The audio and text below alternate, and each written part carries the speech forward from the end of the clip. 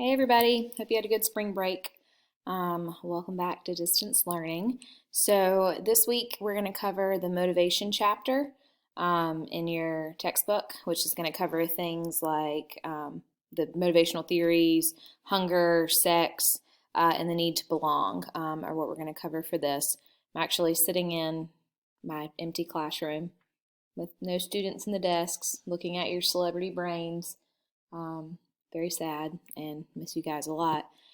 But so we're going to break this into two. We're just going to cover motivation this week, and then next week we'll cover emotion. So in your textbook, look up and read just about motivation for what you are missing and lacking. Okay, so that's what I just explained, what we're going to cover.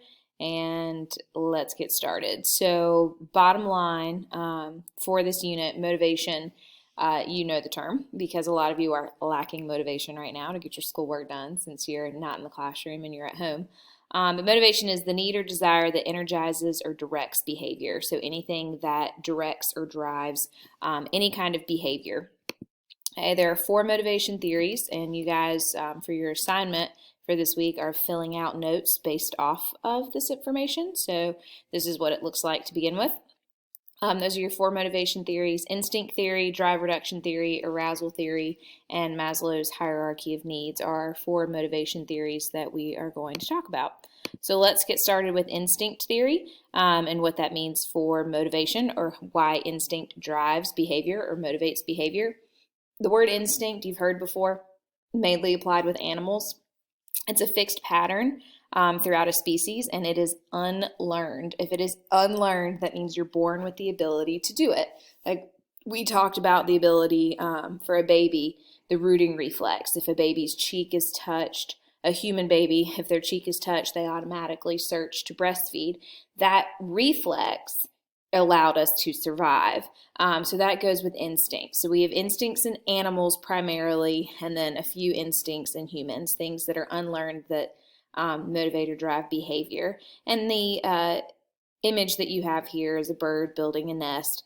Obviously, birds don't go to school to learn how to do that. It is instinct. They know how to build it in order then to survive, and or the females build certain ones and the males help in order to lay eggs. Okay.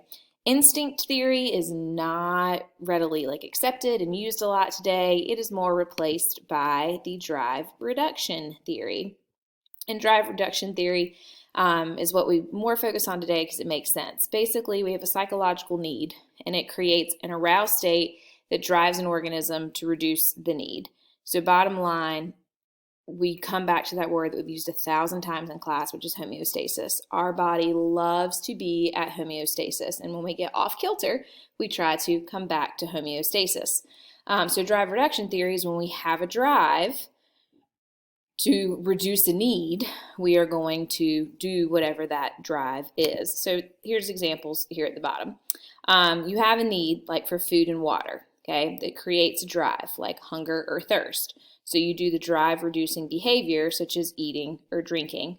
So when you eat, you can come back to homeostasis because you're no longer hungry. When you're thirsty, you can get something to drink,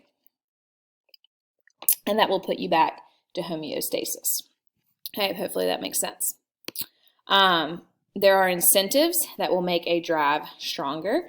For example, you're hungry and you smell really, really good food. That's only going to make your drive stronger because you want then to have that food that smells good to make that feeling of hunger go away. When there's both a need and an incentive, we feel very, very strongly driven. So hunger and smelling delicious food was the example for that. Incentives can also, they cannot be positive. It could be something like you are very hungry and you reach to eat a delicious pastry, and somebody goes, "Oh, are you really going to eat that?" Which is not a good friend. Don't hang around people like that. But that could then stop your drive and reduce it. And so therefore you're not going to do the drive reducing behavior of eating the pastry. Number 3 is arousal. Okay. When we talk about arousal, bottom line, we're saying things that motivate us that we can't explain why we do it other than we're just curious. So like if you put toys in with monkeys, they're going to play with them. Like right now, they're trying to figure out what those latches do. The latches don't give them food.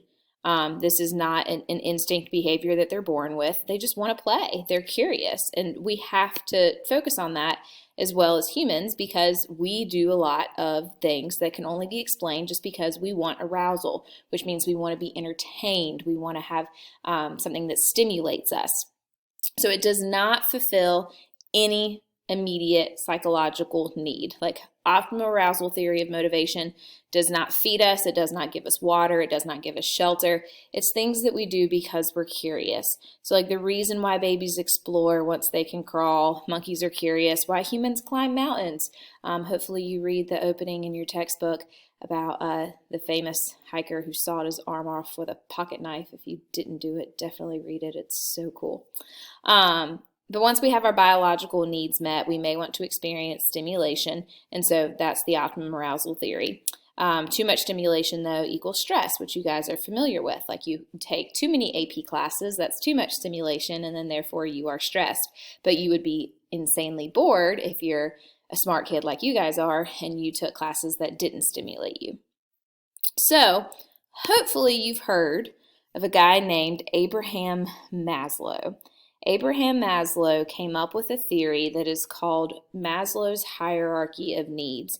And if you go to college for education because you want to be a teacher, you will focus on this out the wazoo. It is one of the most famous things in psychology, like honestly to the point where if you talk to anyone who is a psychology major, they can ramble these off very quickly because they're so prevalent in the field. All right, so basically what Maslow said, we have a hierarchy, which is a pyramid. You have a hierarchy of needs, and what he said for motivation is you have to fulfill each level of the pyramid in order to rise to the next level, okay? And it goes step by step, but I'll just scroll down and go to the bottom one here, and I'll actually make it big so you can see it. Hopefully, well, I'll do that for a second. So you can see a little more, okay? We're going to talk about each one so you know the basis of them, okay? All right, so at the very bottom was physiological needs, okay? That's something like a physiological need is food, water, your basic needs, the things you have to have in order to survive. Without food, you die. Without water, you die. So your physiological needs, okay? Maslow said if you aren't getting food and you aren't getting water, you can't focus on anything else other than fulfilling those needs. So any behavior that you have is motivated by those needs. So like if you're hungry, you can't do anything else. You're not going to be thinking about arousal. You're not going to be thinking about like ways to entertain yourself. The only thing you're going to be focused on is fulfilling the need for food and water, okay? Next is safety needs. So once you have food and drink, you move up to the safety needs where you have to have the need to feel safe. So everything that you do is motivated by the need to feel safe, which for the most part is having like shelter and knowing that things are predictable. Remember that word basic trust that we talked about with Erik Erikson, like babies want to know that things are predictable. Not just babies, humans want to know that too. Like we want to know that things are predictable. We want to know we have a home to go home to. The next one up is belongingness and love needs. So once you have your food needs met, then you have your safety needs met, then you want belonging and love, which does not necessarily mean a romantic relationship. It can be family, it can be friends, just to know that there are people that are there that support you and love you. After that is esteem needs. That's the needs where you want to do things that give you a sense of accomplishment, a sense of achievement, and then that ultimately gives you your self-esteem. And then it has ended with self-actualization. This last one was just added recently, and people debate whether or not it should be on there. Self-actualization was where Maslow ended his pyramid, and his bottom line with that was if you have all of these needs met underneath, then you can reach your fullest potential of self-actualization where you accomplish what you were put on this earth for. He said when he made this pyramid that pretty much 3% of the population will reach self-actualization. Like somebody who reached self-actualization would be like Martin Luther King Jr., Gandhi, like people, Nelson Mandela, people who truly made the most of their purpose on earth. Recently, they changed self-actualization to the next to last step and put self-transcendence, and basically said everyone can reach self-actualization, but few people can reach self-transcendence, and then said, like MLK and Gandhi and Nelson Mandela, they reached self-transcendence above self-actualization, that us average folk could also reach self-actualization. They're not going to drill you on that, hopefully, on the AP exam, because this is still debated of whether or not, you should use them. So with this, the reason we focus on this so much in education, hopefully you can figure out, if you are a teacher and you're teaching students in poverty and they come to school and they don't have any food in their stomachs, they haven't eaten in a day, do they want to learn? Can they learn? According to Maslow, they can't learn because the only thing that they're focused on is food. People have obviously rebuked this because we know, and I've taught students who came from impoverished situations and, kick butt in their academics. So proving that they can learn even though they may not have their physiological needs met or their safety needs met, or their belonging and love needs met, they're still able to do that. And other people have pointed out, like people who go on hunger strikes, you shouldn't be able to do a hunger strike because you're on a hunger strike for a larger purpose, like you're protesting something by giving up that basic need. Before I move on, the last thing I want to point out, since you are home and you are quarantined, a lot of you have probably never seen this, and you should take the time and you should watch it. There's a really old movie. Yes, it's old.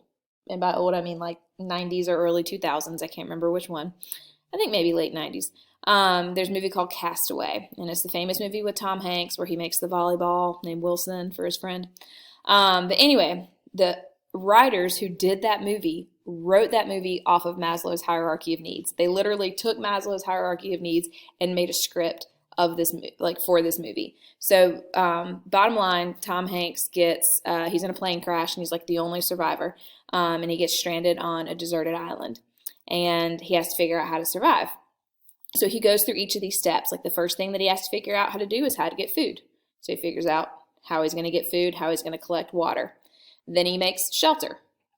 Then he makes Wilson, his friend, the volleyball, because he needs a companion, he needs someone to talk to. He also ends up talking to a photograph that survives the plane crash that's his, and the photograph like talks back to him.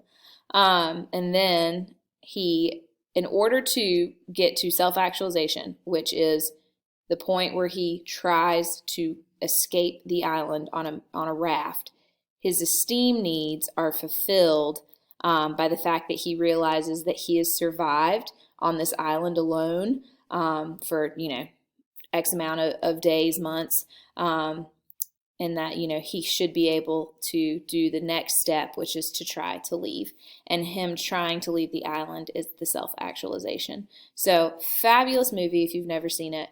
If you don't cry when he yells out, Wilson, you don't have a heart or a soul. Watch it. It's amazing. But it's based off of that. Okay. All right. That's Maslow's hierarchy of needs. Let's talk about hunger. I'm going to pause and create a new video for hunger because I'm at 14 minutes and I only have 15. So that should get you through half of what you have to fill out and turn in to me. Thanks, guys.